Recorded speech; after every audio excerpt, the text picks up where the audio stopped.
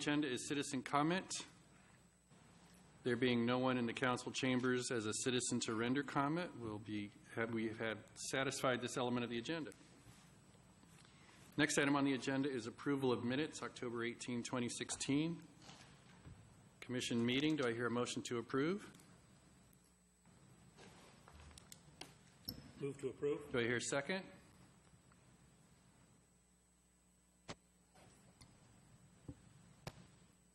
Do I hear a second? Second. Thank you. Any discussion? Proposals to amend? There being none, all in favor of approving the minutes, raise your hand and say aye. Aye. All opposed, raise your hand and say nay. Any abstentions, raise your hand and say abstain. There being none, the motion carries. The minutes are approved. Next item on the agenda is Housing Strategy Plan. I invite to the presentation table the city staff and their consultants.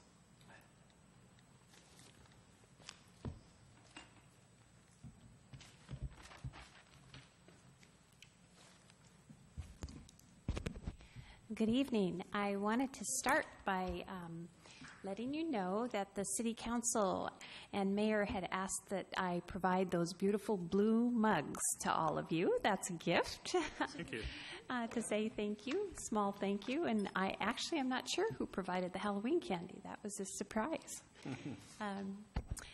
So this evening we'll continue our discussion of the Housing Strategy Plan. So Arthur and Mike with Arch are here to help us walk through that. And unless you have anything that you wish to discuss before that time, I will turn it over to Arthur. Any questions? Go ahead. Good evening. So in your packet tonight, we continue on the process of working on the plan. I think now we're to a second visit round. You've gone through a first cut of reviewing, asking questions, listing, intrigued or not, and so in your memo, we've attempted to fill in what you discussed last month in terms of the criteria or the intrigue or not intrigue for those that started. I believe it's in section 2 in direct assistance and then also in the regional and the oversight and monitoring. So we figured that was a good first place is to go back and ask if you had any questions about how we interpreted the conversation from the last meeting in terms of filling in that column related to initial reaction.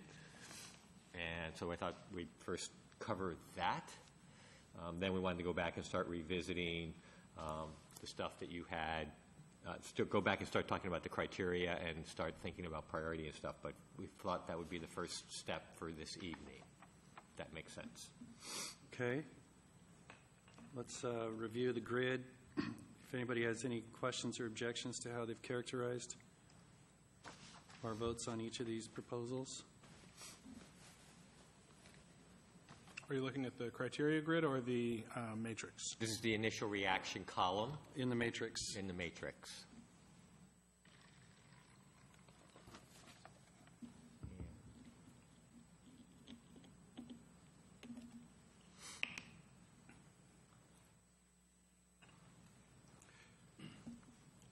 Arthur, could you remind me why we have the rows that are in gray? Those are the more direct assistance, and those are the categories that the council asked that those be for them to weigh in on. Thank you.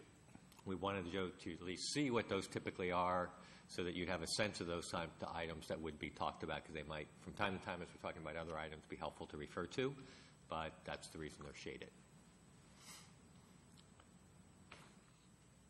And if I could take a little liberty along the lines of what you indicated, I wasn't able to make the last meeting, but one comment I actually had on when looking at how that was filled in is that I wanted to comment about item G. Is it C or G? I've got to look at my. I think it's C4A. Which is filled in as which is state legislation to expand local funding options for affordable housing.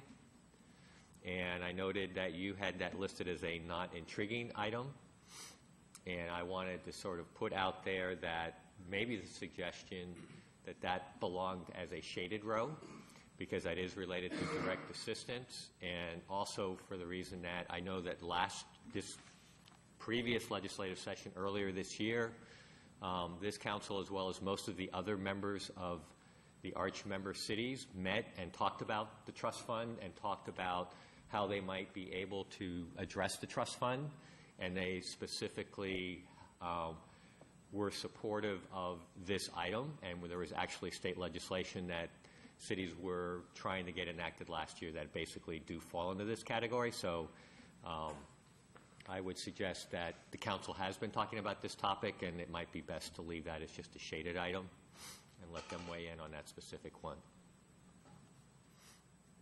Bear with me. C4. C4A. The first one under work with cities to support county, state, and federal legislation and funding that support local housing efforts. And that one is expand local funding options for affordable housing, EC, expand property tax exemption, demolition fee, et cetera. And that was actually, that idea came up because it was something that the cities had been working on the last year. Our city. Including your council, yes. So, Yeah. And I might weigh in. You all had a discussion last time about whether this belonged in the direct assistance category, and we went back and forth, and I probably steered you one way. I think Arthur might have steered you another way. So I'm perfectly comfortable with saying, well, maybe this one should be moved to direct assistance, the direct assistance category. Comments? Feels like it's a city council call. I'm not sure how much more work we would do on that anyway, so if we want to move it to the shaded area, that's fine with me. Any objections to that? Okay. Let's move it to the shaded. Would it be helpful for me to put the screen down and have the matrix on your monitors? Or are you doing okay following along on your... It's hard to read, and I don't know. It's on the front and back of each page, so it may be helpful to have it on the monitors, for me anyway. So,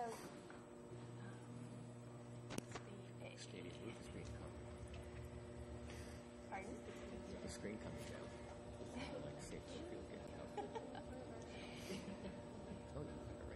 Yeah, so if, I don't know, you're going to have to scroll back. Well, we can do this maybe. I'll see how it displays. That might be too far. Oh, you were, okay, gotcha, okay. For them to be able to see it. And it's not an Excel, so we can't hide rows either. We should do that. Oh, we'll see how it goes. Okay, all right. Okay. Ooh. Do that. And if we're going to... Do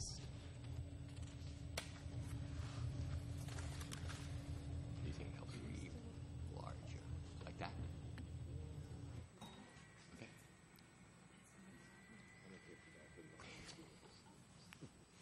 Okay. All right. Any other questions or comments on the other items under this, under the initial reaction entries? I have none. Anybody? Apparently not. Okay, great. Okay, so the next step we thought that might be helpful tonight is to look at how earlier in our conversations you had come up with some other, you had asked that we think about what are some of the criteria we would be thinking about as we start to look at trying to prioritize strategies or list those to look at first. We gave you a document back in the summer that had criterion principles for Kenmore's housing strategy plan that had a whole, so it was a two-page document, and then we had columns saying where that statement was coming from. So what we've attempted to do here is in the matrix. Remember we had those blank columns? They're no longer blank. We have, and let me use this here to refer to. So what we have done is we have come up with what we thought were some very basic terminology to help us sort of look at these criteria and what we thought might be most helpful in terms of at least noting at some level, so that when you get to the column, priority column, this column here, that you'd have this information available to you. So the the column categories we came up with is, one, does it fit into broader vision statements such as from the 20-year council vision comp plan? So this is where it was not necessarily directly housing related, but other policies in the city, and did they help address those? The second column, labeled impact, was sort of an attempt, how much might this create? In other words, what's the relative amount of impact or result or change or number of units that might occur from that one? The next column was related to, is something else going on in the community that would make, or is going on related to this issue that would make this a timely item? So it could be either because there's maybe a zoning action that is on the docket that this might relate to, this strategy might relate to, or it might be there's a market thing going on out there that is occurring, and the city's either getting lots of questions or the public is asking a lot about it, or we're seeing something happen, and maybe it's like manufactured housing, because if we lose it, it's gone. So does that make it timely to see if you want to do anything more than what's on the books today? So that's the kind of things that could fall under timeliness. Public cost. This is there a high public cost? And that could be either direct monetary, or it's going to take a whole lot of public conversation and community conversation to address this issue. And then finally, is it something that we've kind of addressed recently, so because of that, maybe it's not, from a timing point of view, there's something that's been done recently, so revisiting it at this time might feel premature. So do you have anything to add to those summary? Okay.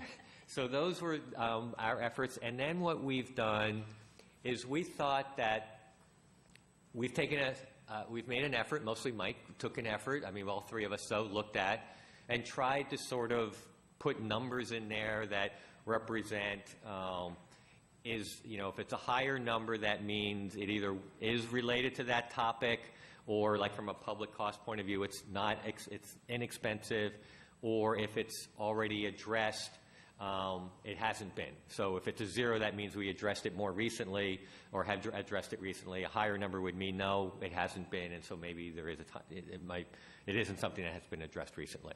So the idea generally is the higher the number, the more likely it's fitting that particular criteria for that strategy.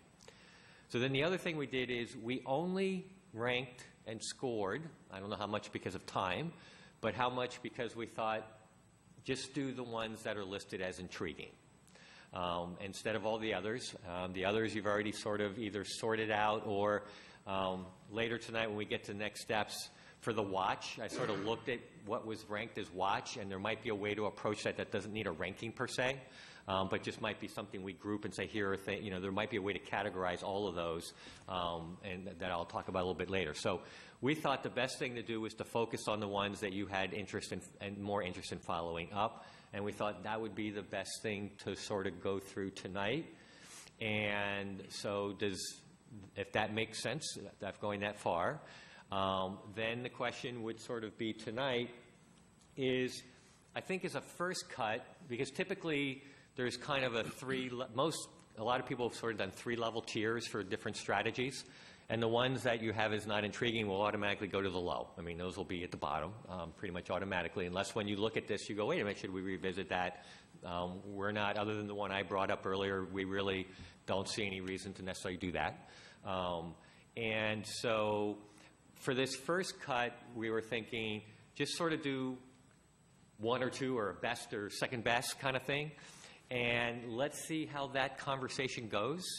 And then if that goes how we think it might, what we would probably then do is re-update the matrix And then the final layering might be the ones that you got your highest to. Once we have those all and you can see them all together, we don't know if there'll be 5 of those or 10 of those, but then maybe do one last cut to say of these are the ones we call out as maybe most deserving of attention. Not necessarily in the matrix here, but in the staff cover memo. So that's kind of the way we were thinking of going at this point. And if that makes sense, then we're here to help you walk through the matrix and do that. Any objections? Vice Chair? No, I don't have any objection. I just wanted to clarify, in the I think in the other document criteria, you mentioned a local housing need. Is that incorporated in the income and population served? It's not specifically called out in your ranking. I just wanted to clarify where that fits in this whole criteria matrix. That's where, thank you for doing that. Asking that, or I don't know if this will answer your question, but one of the things we think is important to keep in mind, and this is where I'm going to zoom out one and see if this still works for you to be able to see, because this now, this is that we think when you are having the conversation, this kind of works well. It's kind of, well, you just can't see the strategy, so that's the only, but a little problem, is that as you're having this conversation to say are these intriguing ones upper half or lower half, or I shouldn't use half because you might have 2/3 high and 1/3 low, but the higher and the lower is don't forget about income served, don't forget about population served, and also, so it's all 3 of these sections that you should be thinking about as you're having that conversation, okay? Yeah. So thank you. So does that get at your question? It does. Thank you. Okay. So, and thank you for reminding us to put that out there for you. I had a question on the criteria that were selected. Yes. Are those sufficient? And I'm thinking more of a broader criteria of whether we should have something like regulatory burden, and that we keep in mind as we go through this. I'm going to ask if you could say another sentence or two by what you mean by regulatory burden, just to make sure. I am thinking that there are a combination of potential burdens, some of which may not exist, but whatever we end up developing as a program, you're going to have burden on staff. Okay. You're going to have, you can call it a burden on the beneficiaries. You could have a burden on the market. Mm-hmm. I just thought there should be a column that makes sure that we don't forget that there is an impact, or can be. I'm trying. All thinking is on the table. I mean, that's a program. I mean, and actually, as I went through the full list and what ended on the intriguing so far, I was like, I think the comment I made earlier to Mike today was, well, this is interesting. Between all your various perspectives, when I look at the intriguing list, I'm like, okay, that's a good mix of things to be talking through. And I know you have brought these kind of things up in the past, even to get this far. So I guess the question you're asking is, because it's sort of, the word is burden, and the burden can fall on lots of different players in different kinds of ways. And I don't know how you would have a column necessarily summarizing other than to say, yes, the important thing for you to have in mind as you talk. I'm not sure how I would. But it may not be a rating. Right. It may be just a column Right. that we input Right. comments if we need to. So usually what I do when I'm in a group and somebody raises an issue like that, I say, guess what? That's your job as we're going through this, is to make sure you think about that and ask questions or make statements as we go through it. That's sometimes what I say is, oh, that's an interesting thing that's on your mind. Don't forget to use that filter. Well, could I add? One of the things that you mentioned, pardon my raspy voice, was that it creates burden for staff. And so I think we've tried to capture that with the public cost column. Now, as far as the burden that it creates on the private sector, would that inhibit their ability to create affordable housing? If so, then I would suggest that, maybe you try and take that into account with the impact. Is it creating the impact on affordable housing that you want, or is it deterring it? And one thing I would also add, a reminder, is that we're not developing the specific solution for each of these. You're saying, are these important enough that we get these ranked and criteria so that the work program for the city over the next 2 to 3 years can be shaped? And that is definitely an issue that when you get into the nuance, you always think a lot about. And if it's really pronounced out there, we should have it out there. But at some level, this is a strategy, because often in the chambers of the commissions and the councils, you have two different points of view that you're weighing, and for one it's not a burden, and for the other it is a burden, and that's what you're judging and stuff. And I think here it's more of a matter of saying, is this something important enough that we should let that conversation go further and in more detail to figure out if it is something the city is going to make changes around that topic area.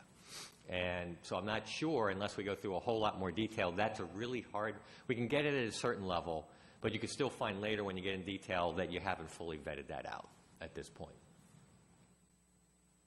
If you aren't somewhere re-asking that question, either as a criteria or as inputting data, you can tend to forget it. Right. And that's all. And that's what you're trying to, right. Well, for tonight, let's have it on the table there, and we'll take that back and try to think through it. And maybe it comes up in the memo part. We're thinking there'll be a memo that goes with the chart that makes that's the memo and the chart that makes the plan. And maybe, so we'll try to give that some more thought and figure if there's some way to make sure that that's not lost. I'd like to follow up on that, because I think that is a really good point. Our task is to try and propose things that will induce the private sector to provide affordable housing. The council has set aside for itself how they can directly fund it. So we're not talking about our purse strings. We're trying to induce the private sector to invest.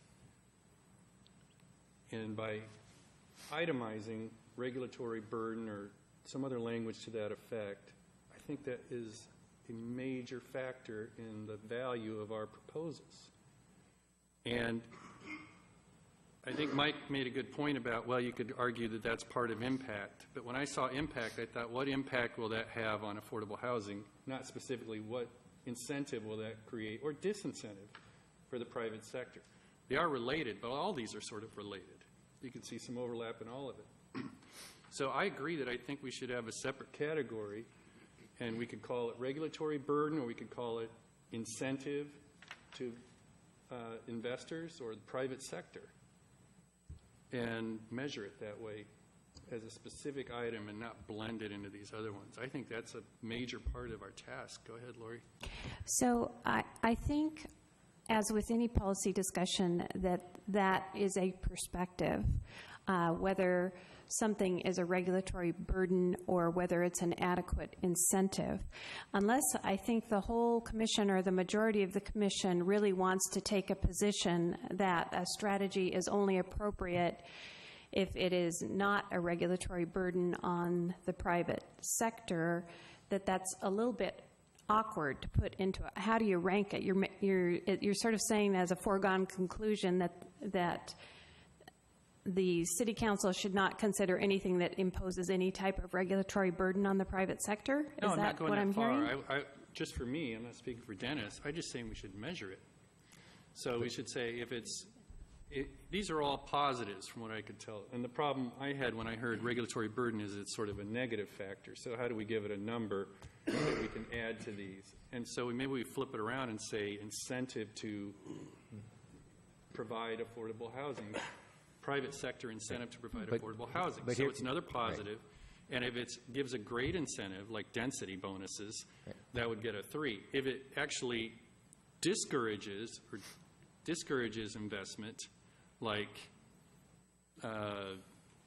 you have to set aside units, you have to loot, something like you have to build a special accessibility, you have to, some of the things we've talked about, and express concern over the cost, then we'd give it a 0, because now that's a downside. But the dilemma with that is it might depend when you get, let's take your density bonus. If you do your density bonus and the city says they want it to be, for every extra unit, we want it to be affordable at 50% of median, that's not an incentive. If you say for every 4 extra units, we want one of them at 60% of median, then it is. Yeah. And that's sort of the point. And we're not to that point here. We're not going to do that here. We're not going to lay out what a density incentive program is going to be. We're just going to say, is that a tool that if used properly or appropriately could help to create affordability? And then it would be the next round in which you get into the detail of, okay, we're researching this and we're saying what would be the right formula for our city. That's not what we've been tasked to do yet. And so depending on how it's implemented, a strategy, it could be considered a burden or not a burden depending on that. And that's what I was trying to allude to, that it's hard to measure at this point on many of these, because it's really going to be, ADUs could feel like an incentive unless the city says you got to do separate meter hookups, you got to do this, you got to do that, you got to do that. Right, and that's why I think we could at least measure it on a 0 to 3 scale here. We're not getting that specific, but all of these are a little hard to measure and a little bit abstract at this 10,000-foot level where we are now. So at least, I'm not saying we give it a 51 on a scale of 100, but we can give it a 0 to 3. And if it has competing merits, like, it could be a burden if it's implemented A, or it could be an incentive if it's implemented B, then we give it a 2 or a 1, because we see there's potentially 2 sides to it, and it really has a neutral effect. Right. It just depends on the next step, how specific we get. Okay. But given that our task was to try and generate incentives for private sector affordable housing, I think we should try to measure that as a separate item, at least in a general way, as we are these other categories. But that's just me. Maybe Dennis agrees or wants to tweak that. I just think it's something we don't want to lose track of. Right. And that's kind of where I'm at. So why don't we do the 10,000 foot conversation, see how that comes up during the items that we have tonight, and that might give us a sense of what's a good way to document it. Yeah. Why don't we try that, and we'll... Unless there are objections, I don't want to. Okay. Okay. So now I'm going to go over to, let's hope this is, well, I have to shrink it one more if we want to be able to show you the, so we don't have to scroll all the time. Let me see if I can go one smaller. And that one, let's see, let's try.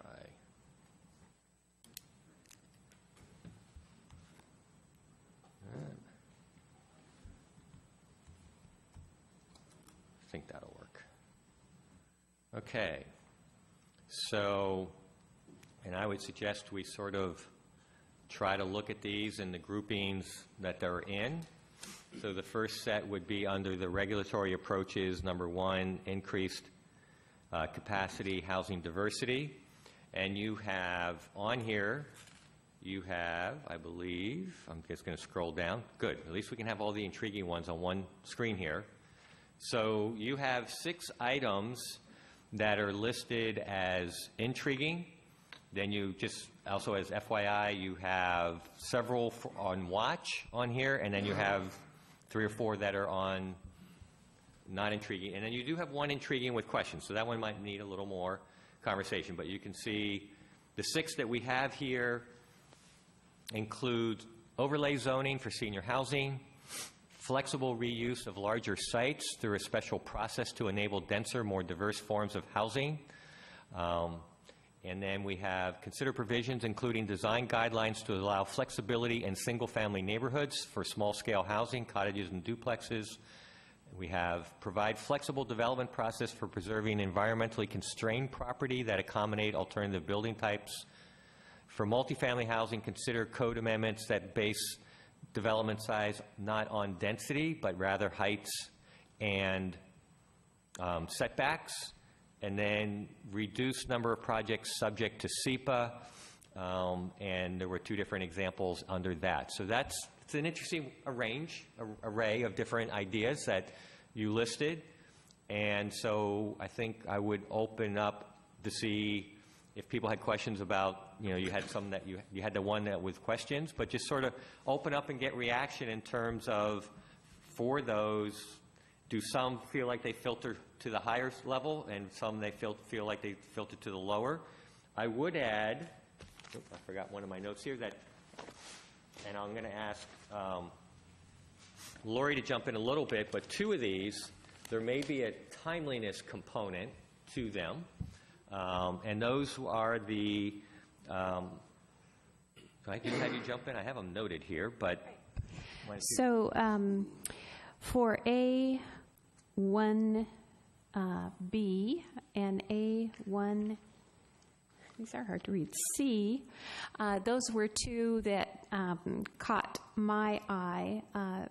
Allow flexible reuse of larger sites. Church properties were mentioned. This is also where we talked about the park and ride. The reason that one caught my eye is that the city does have some surplus property, or the county does, that they've been talking with the city about.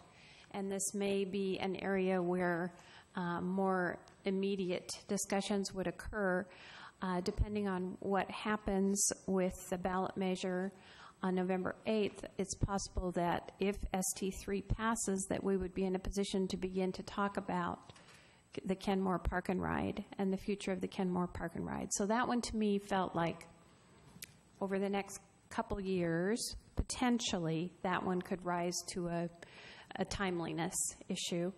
The same with 1AC, which has to do with cottage housing, and that's more just rumblings that I've heard from a number of folks, council members, et cetera.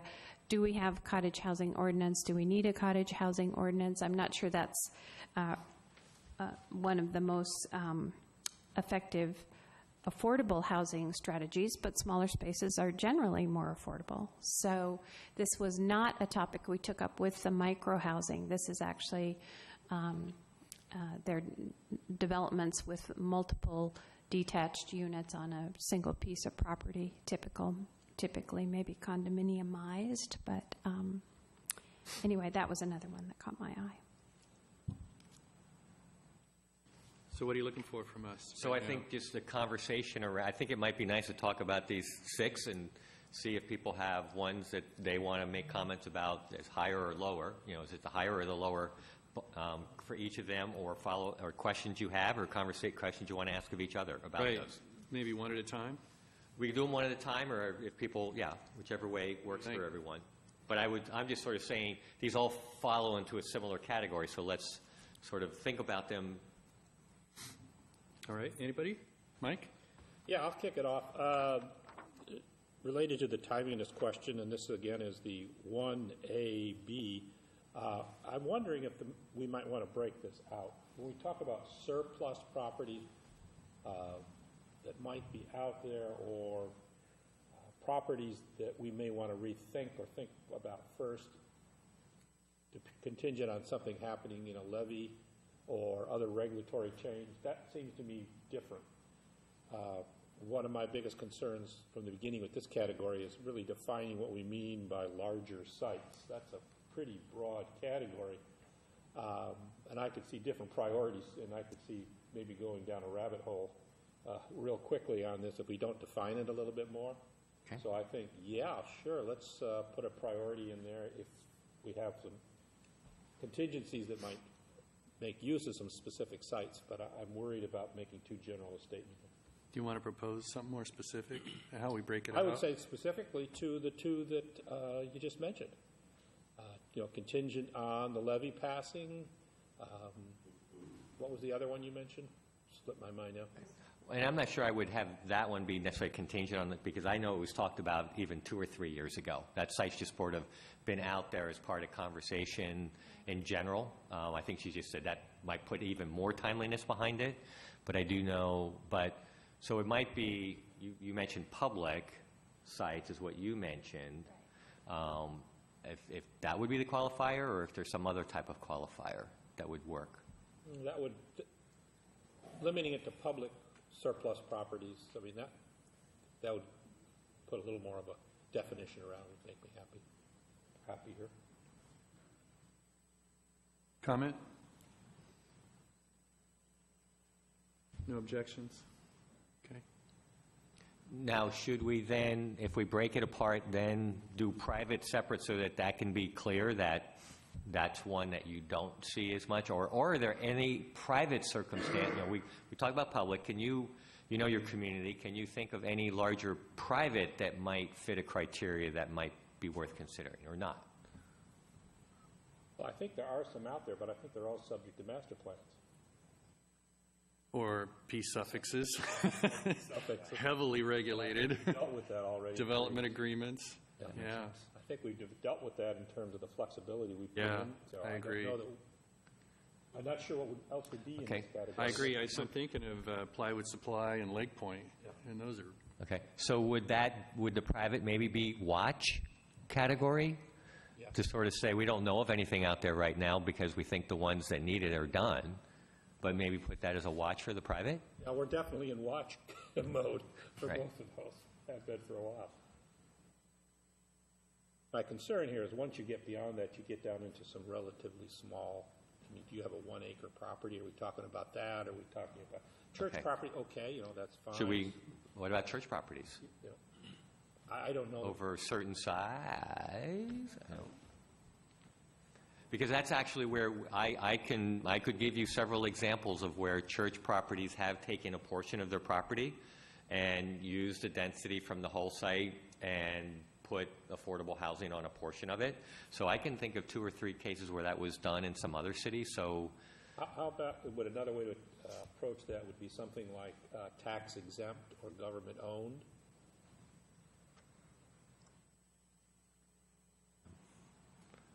I'm not shaking my head against, I'm looking for, seeing if there's any other.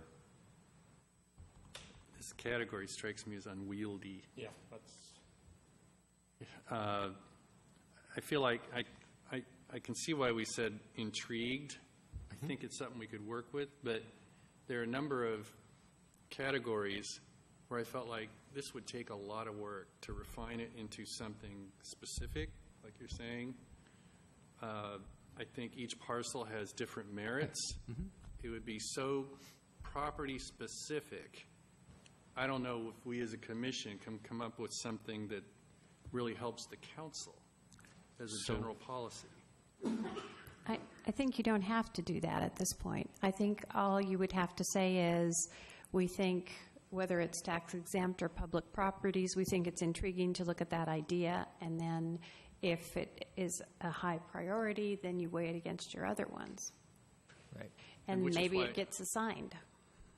Yeah, I'm sort of leaning toward giving this a low priority because of all that time, and, one of the items on here is public cost. As you said, how much time is it going to take to turn this into something, how efficient can we take this idea and make it a, So, and I hadn't Productive thought about this policy. till you started mentioning the church concept came up, and I said, I can think of 3 or 4 churches, and right now we are working with one church, on a bus route that is putting 50, 60 units of very affordable housing because you have a land. The biggest challenge for a lot of people who are trying to do the really affordable stuff is getting site control. site control? Yes. Okay. It's the hardest thing by far. And some of the best success is a church organization. What we find is that church organizations and communities are sympathetic or willing. They may need money for their property, and sometimes not. Sometimes they'll donate. But they're willing to work because it's within their mission. And often it's the terms and having the time, and a cooperative landowner can be very, very helpful. And so my reaction is sort of someone who's watched people looking for land, is that the idea of being able to use church properties as very intriguing as a way to do the kind of housing we have the hardest time identifying properties for. So in my mind, what this strategy would be saying at this point potentially is for these kind, public and or tax exempt, however we want to categorize it, the idea of the city thinking through creative use of those properties in order to create opportunities, to me, is one that while there may be some more staff time and there may be some puzzles in dealing with it, the reward side of it is so potentially strong for a community that, given that, like I said, I know of I'm going to try in the top of my head go, 2 of our largest projects that we've done the last few years have been on church properties, and there's probably been 6 or 7 over the years that have been done on church properties. Outside Kenmore. Outside Kenmore. Yeah. But what we're finding is that not only, the reason it's happening is not only is it mission-driven, but a lot of churches are finding they have excess property and they have needs to repair their buildings or things like that, and they have a hard time raising the funds for it. It helps the churches to stabilize to be able to make a portion of their site available sometimes. And so I'm just saying some of our most successful recent projects, that's been there, and this topic has, as soon as you mentioned, I realized other cities have brought this up as a thought as well. So how are they treated differently? Like, we have churches on 522, and they have zoning bonuses, Right. density bonuses already. Why would this, what's different about making these church properties, giving them some special status? I don't know that we know yet, Doug. This is, again, if the recommendation is that we should look at church properties, and does this make sense for Kenmore, and are there incentives that could help with this, or, you know, going through the process of studying the issue is what would happen. I mean, we're not, I don't have a specific proposal for you right at this moment. Well, and I'm just trying to find out, what does this really mean? Give it just as an example, even hypothetically. So for example, being able to take the density from the site, even though the church building is still on there, to allow them to then put the residential portion on like half the site but not lose density. And so you're going to end up with a form of housing that will feel potentially different. One way that played out, for example, and you're right, there will be enough sites, there will be a certain element of site specific to this, but what this strategy was saying is we might, as a first step, inventory to see if this opportunity makes sense for us to take the next step beyond that, and analyze if they're located in places where this kind of creativity might help and work. You know, we had one was a church property in a single-family neighborhood, and they still managed to do it because they built senior housing where the units were really small, so that the footprint, they did 6 buildings that looked like 6 relatively large single-family homes, not even that large, but they were housing twice as many people because they were only 600-700 square feet each. And that took special provisions under the code in order to get that to work.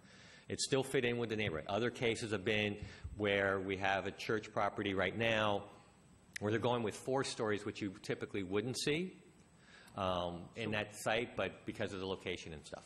So it's a zoning overlay for those kind of properties, and it sounds like something is brought as a development agreement option, so that the city, Could much be, like right. these big parcels that we just talked Right. about, Right. has as much creativity as they want Right.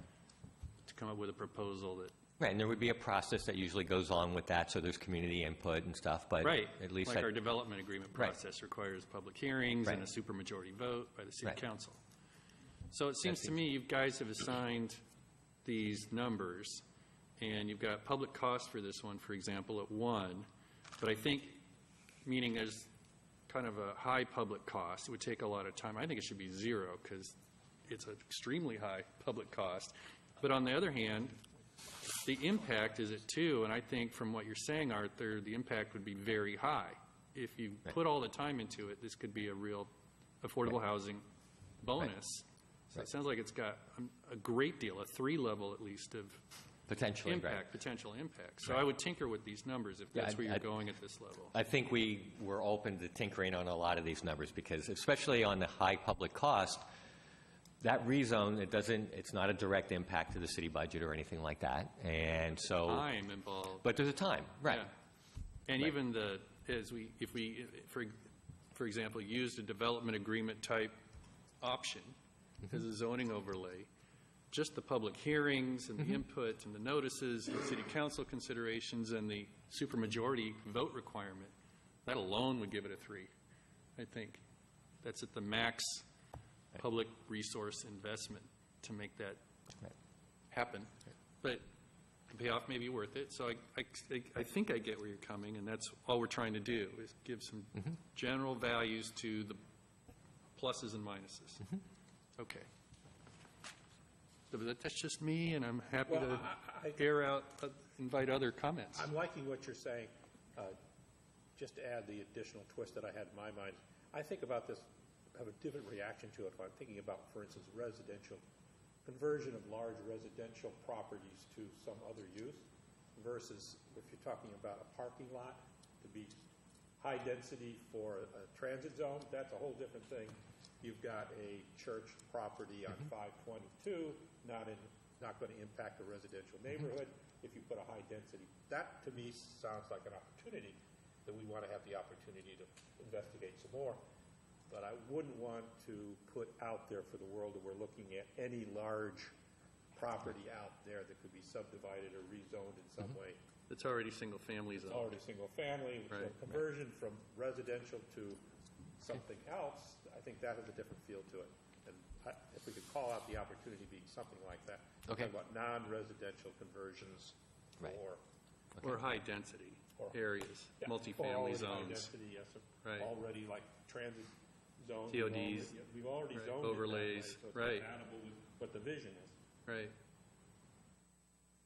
Yeah, I like the church idea. I think that's, it's very interesting what you propose there. Okay. So we want to break it apart, right? So that there's clarity that we're talking not just any old thing. And, right? And watch Well, if I for, didn't break it apart, I think we're redefining this category to be non-residential conversion of large sites. And for instance, you could put in church properties, the transit zone. So we're clear about what we're talking about here, but making sure we're clear that we're talking about non-residential conversion. Well, multifamily, Oh, I'm 'cause it sorry, could I be. would include those, Right. non-single family. high-density or commercial. okay? What about a church that is in a single-family neighborhood? That fits your definition? I mean, we have to go through. We're having that public process. Right, no, I got you. Right. Yeah. Right, okay. And I can think of one church up near Engelmore High School off Simons Road, a big, gigantic piece of Foursquare? property. Is it called Foursquare? I don't know what it's called, but it's kind of That's the one I a think. rambler Yeah, church. right. Yeah, and it's a huge piece of property, and I think they'd love to have a nice church there. And that's an area where it may be single family, I don't know, but it's an area where you would maybe expect to have a little bit more density, given the high school there and everything. It's on an arterial. And so, I mean, I don't know what is zoned. Okay. So would that rewrite, which we'll come back with, okay? Does everyone like that revision to this one? You mean what I said about changing the numbers? Or No, I meant revising about per sort of, Michael's I'm definition? worried about the basic I words. like We what can Michael tweak said them. about it. Yeah. And your numbers, yeah, I'm mostly trying to get at sort of the clarification of the language and then see if that rises to the top half, bottom half. But rather than break it out, let's just make this a little more specific. Right, that's what I'm saying. That's what I heard in your correction. Any objections to that? Okay. Okay.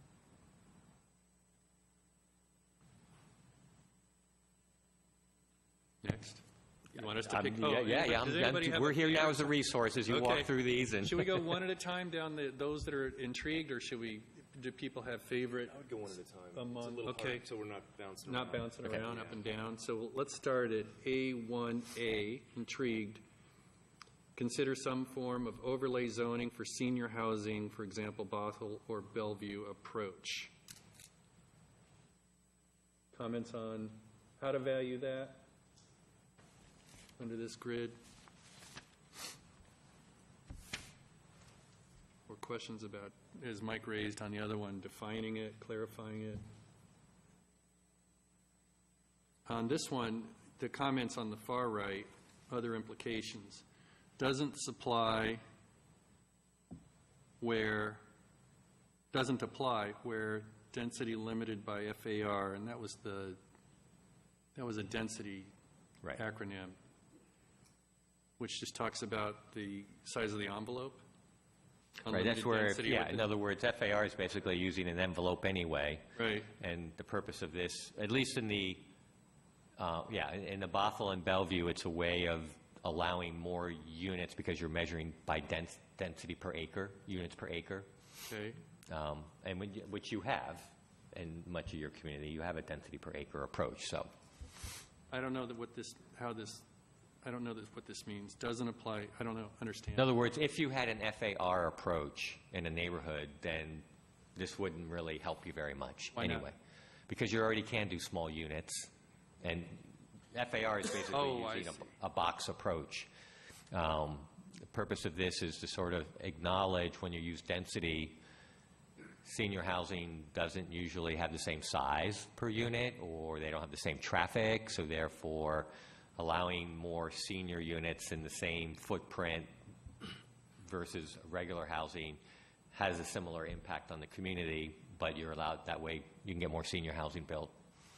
So that's what that's been used for, why they used. So I thought there was a density bonus for builders building for seniors. It's not a bonus per se, you just eliminate, well, you could do it that way.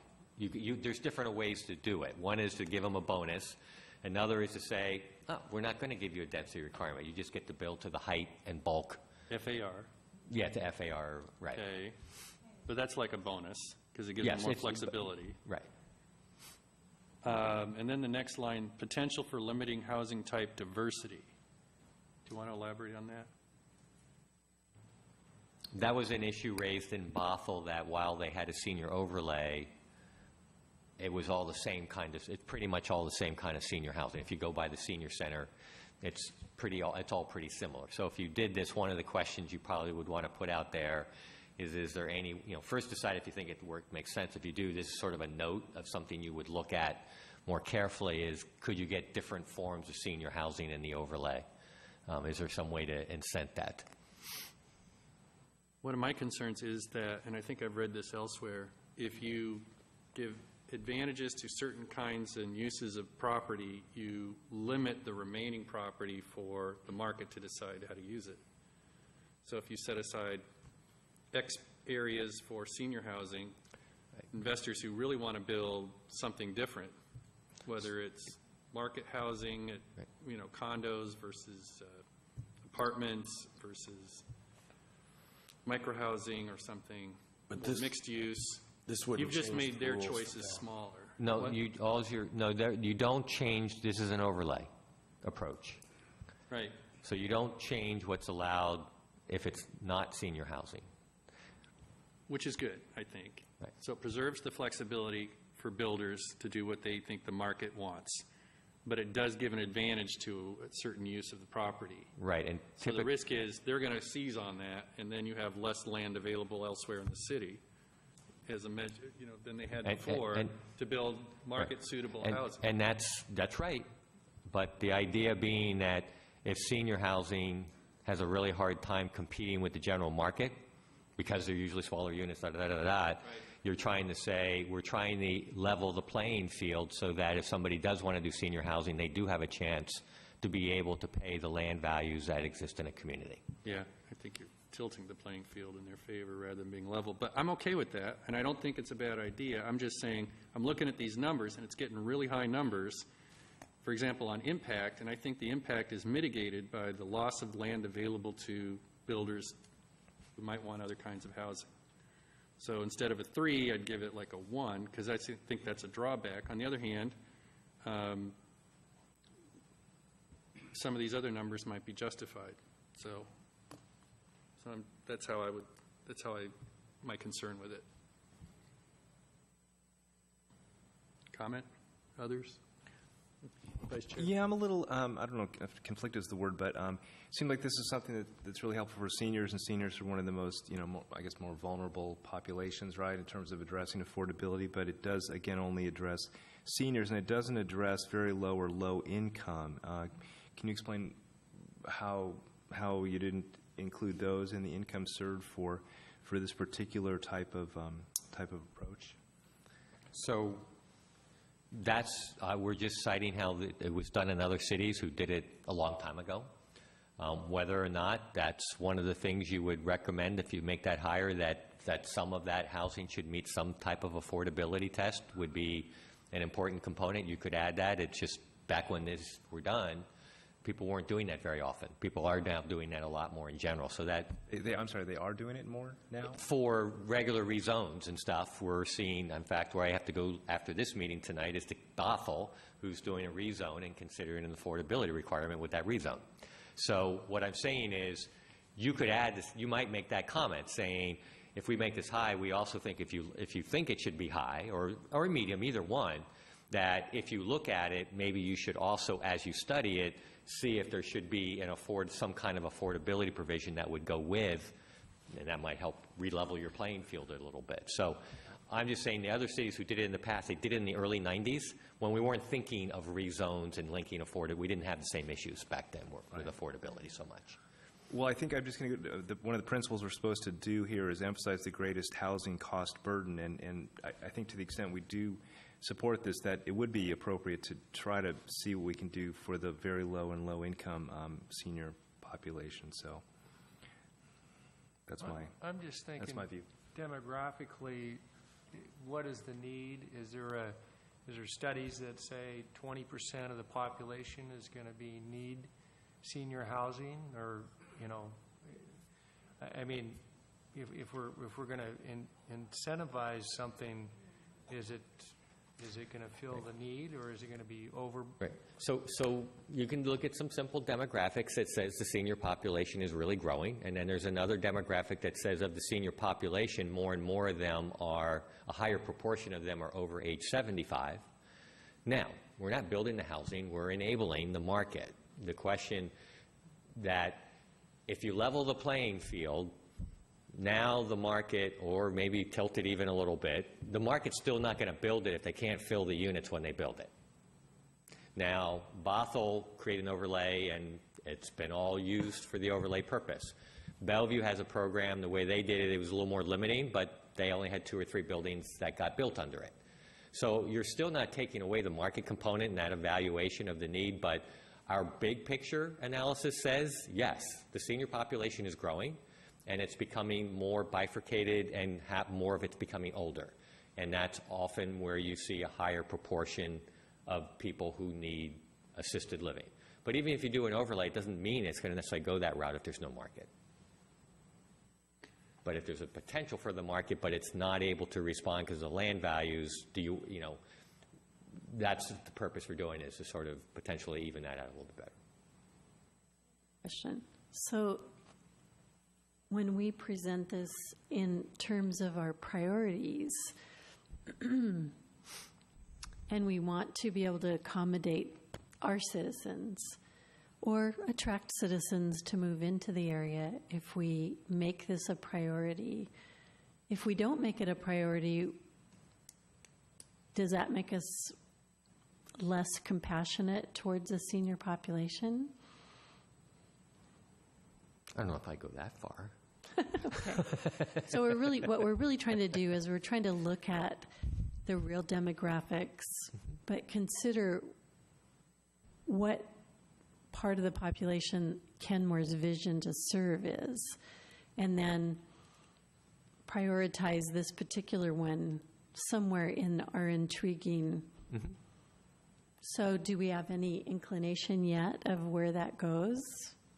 We're just kind of going through them, but we're not really giving them any weight yet. So the point of this first exercise was to try to determine, of the 6 on this page, we've sort of broken it into 2 categories. You've already said it's intriguing, so unless you're going to go back and revisit that question, which I don't think, we were not anticipating that, certainly. No. Then what you're saying is, okay, we know that these ideas are somewhere near the top because you've already determined that they're intriguing.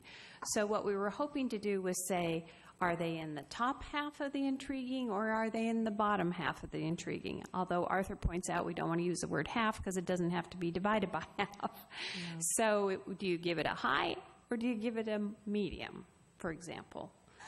Can't give it a low? Well, the low are already taken by the watch and the not intriguing. Or you can give it the high and the not so high. You've graduated. We have a new pool of students. Now we got to grade those students. So on this one, I remember, Mark brought up the affordability question. And I'm going to put something Go else ahead. out there, too, Sure. for you, because it's 8 o'clock. Yeah. And we're on the first one. Yeah. We're trying to get through this in the next 3 meetings, and we need to, and what we were really hoping tonight would be, ask question clarifications, and hopefully that we thought this sorting process would be relatively quick on who's top part and who's not. And if not, it's not. No, I'm not saying you're wrong. Right. I just looked at this before the meeting and thought, this is going to take a while. Right. I just remember, you got Right. 5 So- numbers in 5 categories, Well- and you could argue over each number, and you've got almost And what, you, a and dozen you or 2 could, dozen. but I think the point we're trying to make is you have these as resources as you're looking through it, and I'd almost suggest if people have comments on specific numbers, you might email us, or if they're really important, bring it up now, or in your statements. But still, like you say, it's a balancing act between 3 sections and one has, and again, this is a higher half, lower half kind of approach, and I think it would be, if there's an issue or two that makes you say, this would help me to decide what, if this item's upper half or lower half, might be one way to look at trying to do this, but my guess is first time around we talked about each one of these a lot, and then the hope is that, that means Kenmore's early, is that, you have talked about them a lot, and this is almost in some respect kind of reflecting some of those conversations. If some of the scores are wrong, I agree. They're not perfect, and we should have chances to clean those up. I'm not sure that's critical we get that perfectly cleaned up unless they're critical. Some of them are critical, like, why is that a 1? I thought it was really high, because if it were high, then that would definitely make it the upper half for me. Okay. I look, oh, go ahead. Go ahead. I look at this, what we're trying to do, I think, is to develop a list of what we would prioritize we're going to look at in detail. Mm-hmm. And I don't know that spending much more time on this is going to give us any more granularity, more information. So frankly, having had my stay up front, I'm ready to move on here. We spent a lot of time in prior commission meetings developing what our vision was, and then developing some what we thought the zoning would be. We looked at the downtown. We looked at lots of things. And now what it feels like we're doing, it's good work, is to come back and say, do we need to readjust that in some way because of this defined social or identified social need? Okay, maybe we'll make some small adjustments. Here's the tools we might use to do that. I'm happy with anything that we've got intriguing on is something that we would want to look at more, but that's as far as we'll go. I don't think we're recommending, I don't think we're prioritizing beyond saying we've sorted the list and this looks like where we ought to spend our time. So that would be one approach. But then what you would hand the city council is 15 different intriguing topics with no sense of which are the most significant to you guys or which you think would be the most useful. Well, 15, which is 1 page out of, what did we start with?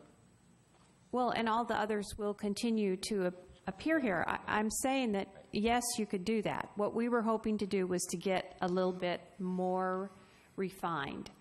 And that's the exercise we're trying to do, is to say, out of these 15, are there 5 that really stand out that you want to say, wow, focus on these because we've heard about these and these are the ones that jump out at us.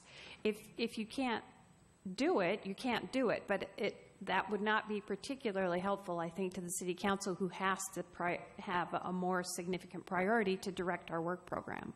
So here, go ahead, Scott. I just thought that maybe we should just go through the exercise as you wanted to be done, on starting on the first 2 and see how it goes. Like the 1A, we go over there and we look at it says broader vision on the overlay, and then we get, I don't know, you said 5, but I thought it was 0, 1, or 3. I thought, and then we'd go broader vision, and we'd probably put a 3 on that because we want to have, because it's a big issue coming up. And then we go with the impact. There's going to be a lot of impact, or whatever. Is that what you're trying to do here? Okay. Well, you could do it that way. What I think we're saying is that's a consideration, because if you do that, then you're missing the population and the income served, potentially, because the income served is in the middle or, over more to the left columns. But, I mean, we have done stuff like that. I think what we're saying is there's merit to what you've listed as all the intriguing ones. And now we're trying to say, given what you know of the community, so if Lori got a vote, she would vote for B and C being in the upper half because of the timeliness question. Right? In other words, all of these, to some extent, feel like they have some level of justification, and I think these other columns just help people understand how they're kind of justified.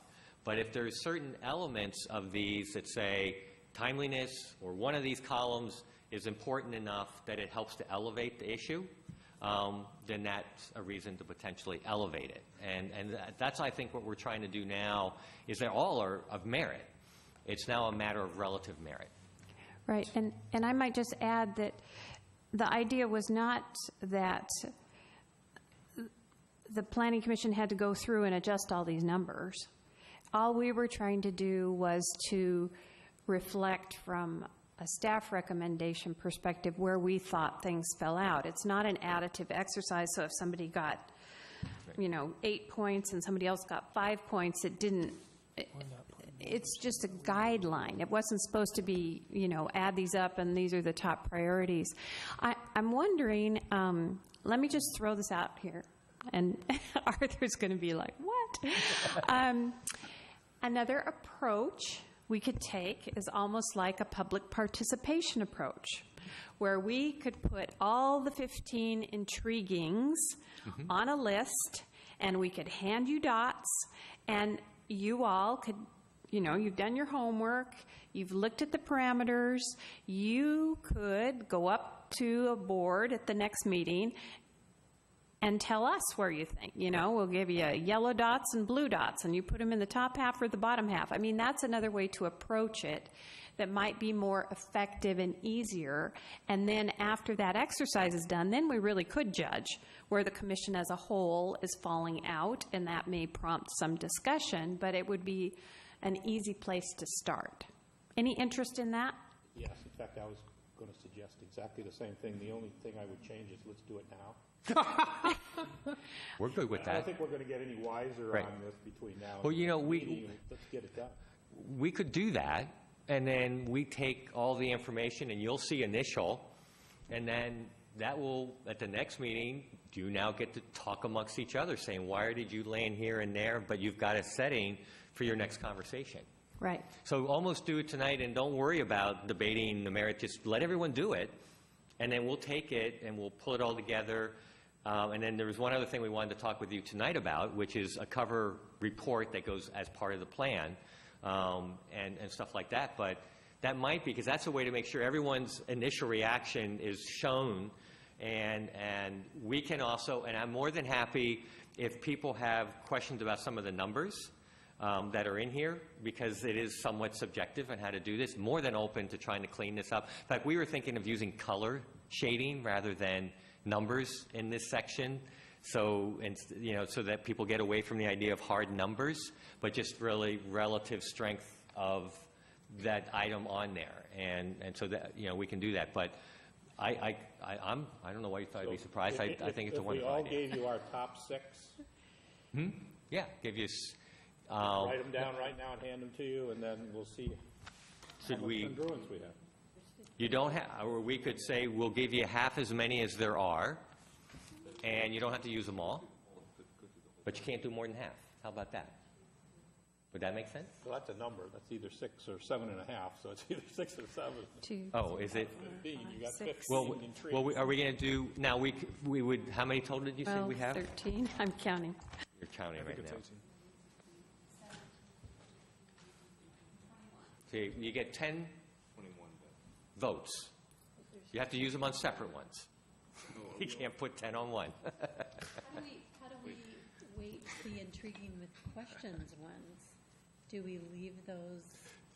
Would it, okay, if we're agreeing that everyone wants to do that tonight, and that tonight's just to get that done, should we open it up for 5 minutes for each of the intriguing with questions to see if people want to talk about those? To see if there's any clarifying questions before you vote? what if we just vote on the intriguings? And then, because clearly the intriguing questions are sort of a lower level. And then we come back to those afterward and decide, okay, are these, any of these worth saving? I'm not sure, from my recollection of intriguing with questions, I would make that judgment automatically. We can still, yeah, but regardless of whether they're lower or higher, we can revisit those as a separate category. It only takes out 4, and then we could, Let's see what they are. Accessibility, vouchers, I'm just looking real quick. Design guidelines, that's the cottages and duplexes, which had a time, so it's the cottages with duplexes is one of them, and that is one that was sort of mentioned up front as potentially timely, so. right. I don't think it would hurt if we just want to do the intriguings and then save intriguing with questions for a broader discussion. Okay, but what I wouldn't want to do is, just because someone earlier said I have some more questions, to say that automatically makes it a number 2 and can never get to the top. That's my only concern. They're clearly going to need more discussion, I guess, is Right. what. Yes. I mean, whether you call it a lower level or a more, Right. requiring more analysis level, it just And might be more efficient to set them aside for at least tonight. the truth is that we can weight these Later. we can weight them in groups of what's at the top, middle, bottom, and it is possible as we go through them that we may toss one down Exactly, a little yes. bit. No, totally. But This is not meant to be, we're done here tonight by any No. means, because what we're going to do is some other layering that I'll tell you about when we do the memo, to make sure we feel like there's a good balance Yeah. on some other levels, so, okay, so how do you collect your dots and get it? Okay, so,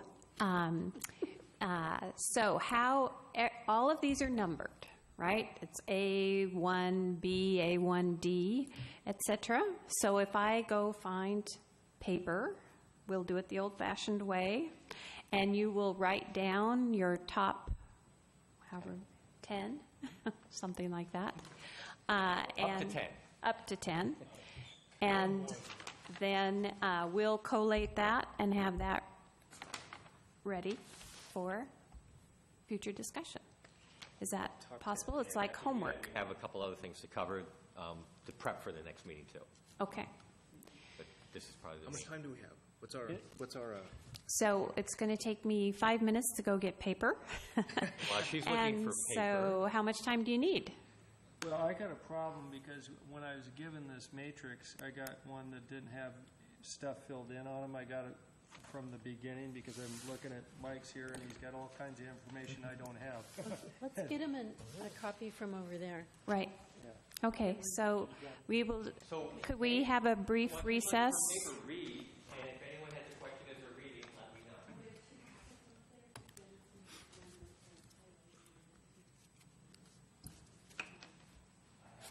Yeah, because I couldn't see the numbers on there. I didn't know that they had the numbers in there. And I'm looking at it from over here. Yeah, I'm I looking, can oh, they don't have the numbers on there. That's why. Oh, yeah, That's why I said what I said. Let's just put the numbers in there. Oh, they're not highlighted, though. Yeah, they are. Okay, there's the highlighted. So you could circle them or whatever. Yeah, no, I could. This one's a little bigger. You had that? Yeah, see how they had this big one, but it doesn't, it's not up to date. This is, Yeah, you don't have the numbers, so here's this You one. don't have the numbers. Here you yeah, go. this has the numbers. This I know, is but fine. can you read that? Oh, yeah, because I got my reading glasses. Okay. So Dennis, do you have this same matrix thing that I've got? Is paper. Oh, you're wanting just Are you going to, would you like paper to write down your answers? So are we limited, or we just say? No more than 10 for the top. what we gave 0 and 10. Scott was this one that came with the packet. Top 10 And it's, or less. in front of us. Okay, and you just want the numbers on there, right? Do we need to put And our do they need to be weighted in one? No, You No want the weighting, top just the 10? top 10. give us 10. Okay. By number, Yes. So start with, if it's A, the shaded row, and then you'll have numbers, and then you'll have smaller case letters. And only the intriguing ones.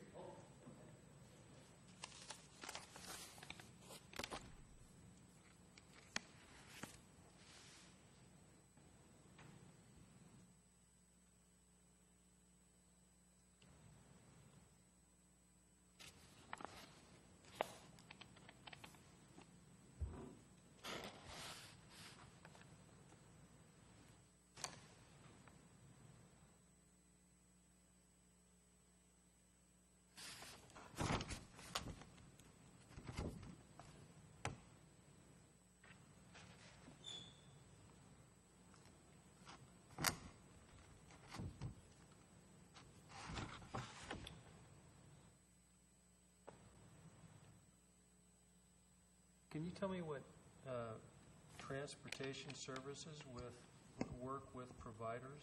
What's that? Could you tell me which one? It's C5.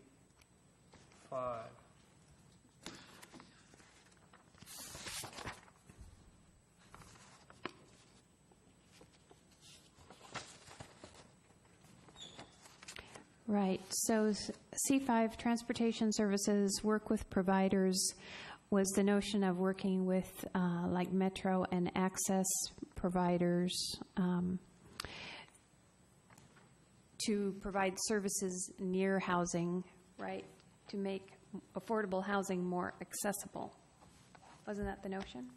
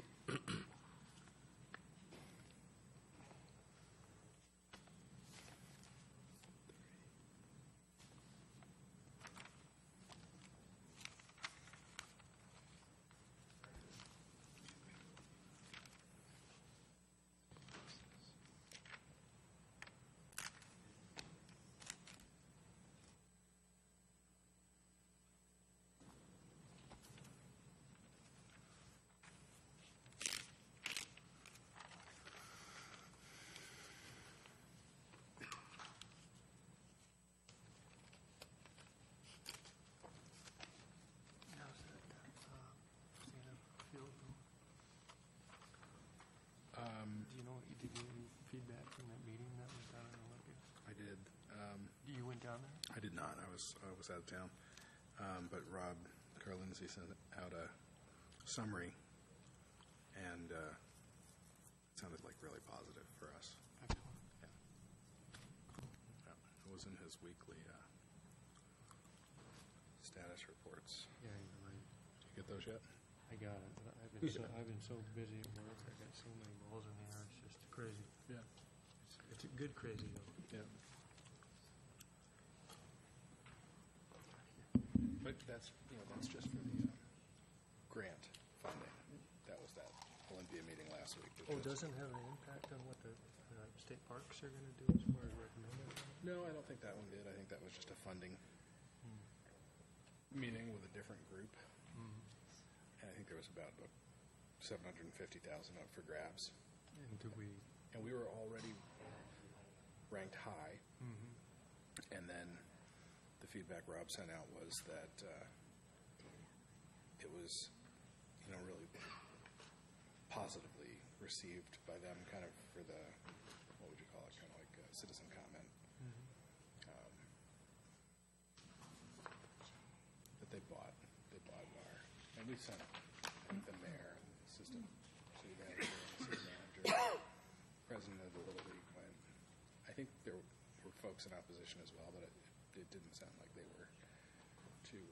Yeah, I sent an email down to the, what's his name, Doug's. Right.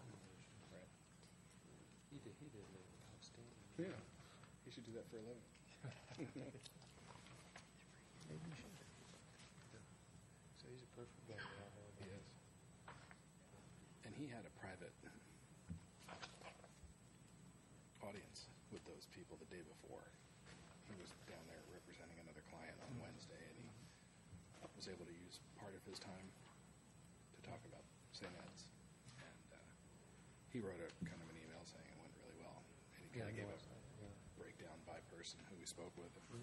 Cool. I'm not sure that's going to be the big, getting the funding won't necessarily be the biggest hurdle, right? I think the Parks Commission still needs to vote to approve. But I think knowing it's funded probably, like you said, it probably goes a long way for the Parks Commission to know that it ranked really high within the state grant approval. If it was a giant, who's going to pay for this kind of a question? Right. It'd probably be a harder battle. But, $750,000, it's nice to get, but if the budget's going to be like in excess of $10 million now, I think. No, I'm sorry, $4 million.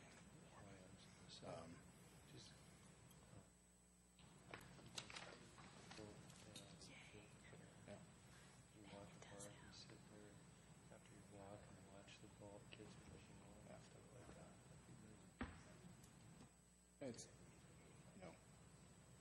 there's not a lot of other flat usable ground in the city, and there it is just sitting, kind of doing nothing. My kids played on it when they were young. Yeah. It was a mosquito. You'd have to put mosquito Right. repellent on you before you went out there. Right. I'm glad the Little League president went down to Olympia Thursday, too, because it shows, you've got North Lake, I just, it still bothers me that it's not Kenmore. just plain Kenmore. Because that's when I played, it was Kenmore. doesn't really matter. Kenmore, and then there was North They're Kenmore. going to take them in. Did you play for Kenmore? Did you? merge- Why didn't When you? you do dot exercises, there are names on it. You're following the dot rules. No. Okay. I thought you were going to pass out more candy. Oh, are we going to use the M&Ms for the dot? We could have had a lot of fun. It looks to me like everyone's done. Is that, Was it any nicer then? No. It wasn't?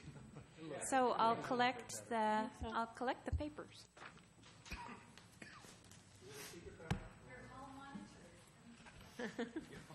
Yes, we decided because dots are typically not, I just put, that we don't need names, because dots, when you do dots, there aren't any names on them. There you go. Everyone, that's right. You want to get credit, right? Well, then. not going to understand it, so I'll explain it to you.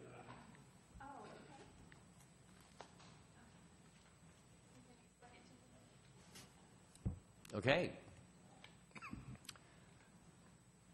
So the game plan is we will tally that, and we'll figure out a way to put that on the matrix or a separate list or something like that. And I would suggest we then open it up next meeting to sort of use that. And then we may, depending on what the tally looks like, we may even, I keep mentioning, I've been mentioning tonight a cover memo. And I'm sort of recalling something I did with another city, because the commission there was like, if you just hand them this matrix with numbers, people are going, what is this all about? So they asked us to prepare a cover memo that gives context to what the matrix is all about, but they also included some other information. So this is where we can add in some words that would go with whatever you have here. And so we will look at that one that the other commission sort of designed. We'll work from that, and we'll start drafting something to see if looks like it's covering good things, or if there's other topics you'd like to see covered. It's not real long. It was like 5 pages long. But it's meant to give context so anyone who ever picked up the whole thing, the matrix makes sense with it. Okay. It also was a chance, I think, in that jurisdiction, they still had the commission said, we really want 3. We want to make sure the council gets it, that there's 3 in here we really want. I think it did that. It was a few years ago. So there may be a chance to do something else like that, and the conversation next meeting will help us figure out if you want to do something like that. Or if you want to call out a few things, then we can use the cover memo to do that, so that you don't think it necessarily has to be perfect, everything bow wrapped, and it can only show up in a matrix. We can supplement that some with this text. A, to give it context, and B, to clarify some points, or to highlight some points. We might take some stab at that, only to give some food for thought for you, okay, on that front. So if that all makes sense, then it would be, next meeting would be first hash through whatever's here. And, our goal originally when we walked in this room, we were thinking that, like I say, there's almost 20 that have been highlighted, and there might be maybe as many as half or upper half and half are on the lower half. And now I'm going to speak in behalf of Lori, which is where she's been trying to emphasize is this gets translated into work program. And some of those would land back in your lap. Some may land up, because the council's still got to do all the shaded ones too. Some are going to land in their lap. And so part of why she was really trying to get a shorter list is, what are we going to come out of the gates doing? What are we suggesting are the very first things to do to sort of influence the council in setting the work program for the city? And that's why I think Lori keeps coming back to that, is she can't do 10 things at once. Those are going to probably have to be spread over a few years. Some of them might fall more, some of the outreach stuff might fall in a different camp, or some of the regional stuff. And that's one thing to keep in mind when you're thinking about prioritization. If they're all in Section A, which is land use stuff for the city, that's going to be hard to do 10 of them high priority.